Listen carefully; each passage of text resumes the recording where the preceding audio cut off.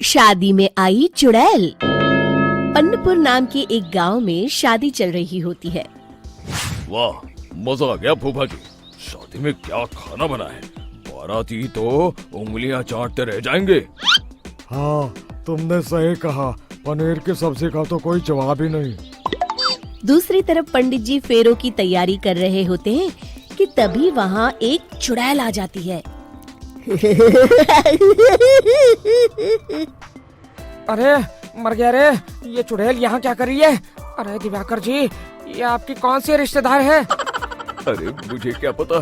क्यों भाग्यवान, कहीं ये तुम्हारे मायके से तो नहीं आई है?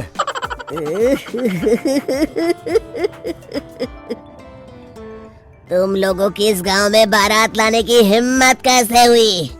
मेरे रहते इस गांव में किसी की शादी नहीं हो सकती।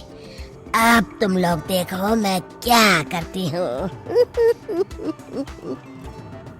अरे मर गया रे, मैंने सुना है ये जबान की पक्की है। भागो रे भागो, वरना ये चुड़ैल किसी को नहीं छोड़ेगी।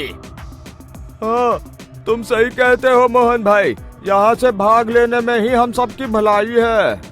देखते ही देखते शादी के मंडप में भगदड़ मच जाती है और चुड़ैल सब कुछ उजाड़ कर रख देती है। फिर एक दिन मोहन की शादी तय हो जाती है। अरे भाई, अगले हफ्ते मेरी शादी तय हो गई है, लेकिन इस चुड़ैल की दहशत के मारे तो मेरे हाथ पैर कांप रहे हैं। अरे मोहन, तुम्हारा दिमाग तो खराब नहीं हो गया? तुम अपने साथ साथ हम सब गांव वालों को भी बलि का बकरा बनाना चाहते हो? उस चुड़ैल के रहते तुमने अपनी शादी के बारे में सोच भी कैसे लिया? देखो गोपाल, डर तो मुझे भी लग रहा है, लेकिन उस चुड़ैल के डर से मैं जिंदगी भर कुंवारा तो नहीं रह सकता। तभी वहाँ मोहन के होने वाले ससुर आ जाते हैं। अरे ससुर जी आप? देखो, अब तक मैं तुम्हारा ससुर बना नहीं हूँ और शायद बनूंगा भी नहीं। ये आप क्या कह रहे हैं? मैंने तो शादी का कोड भी सिलवा लिया है। मैं अपनी बेटी की शादी किसी अच्छे गांव में कराना चाहता हूँ। तुम्हारा गांव तो भूतिया गांव है। मैं तो क्या, अब तो कोई भी अपनी लड़की इस गांव वालों को नहीं देगा। इस तरह चुड़ैल के डर से उस गांव में किसी की भी शादी नहीं हो पाती। फिर एक दिन गांव के जमींदार अपनी बेटी की शादी करने का विचार करते हैं, लेकिन चुड़ैल के डर से उनकी भी हिम्मत जवाब दे देती है। अगर मेरी बेटी की शादी तय समय से नहीं हुई तो मेरी नाक कट जाएगी। मुझे कुछ करना ही होगा। एक सलाहकार के कहने पर जमींदार काशी से एक बहुत ही नामी तांत्रिक को अपने घर बुलवाते हैं, जो भूत चुड़ैल को पकड़ने में माहिर माना जाता था। जमींदार साहब, आप चिंता मत करिए। इस गांव की सीमा में प्रवेश करते ही मुझे उस चुड़ैल के बारे में सब पता चल गया था।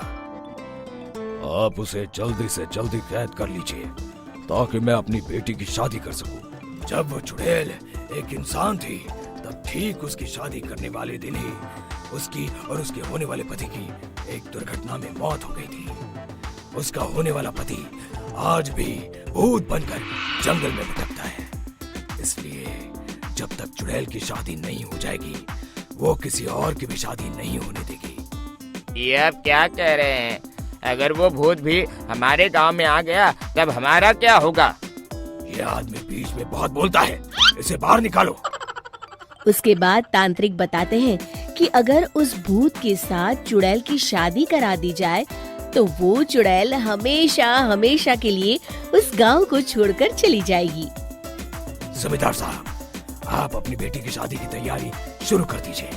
मैं कुछ गांव वालों को अपने साथ लेकर उस भूत को ढूंढने जंगल की ओर जाता हूँ। इस तरह जमींदार निश्चित होकर अपनी बेटी की शादी करवाने लगते हैं, लेकिन तभी वहाँ चुड़ैल आ जाती है। मैंने तुम गांव वालों को समझाया था ना कि इस गांव में कभी कोई शादी नहीं करेगा। लगता है तुम लोग मुझे हल्के में ले रहे हो। चुड़ैल जमींदार की बेटी को उठा लेती है।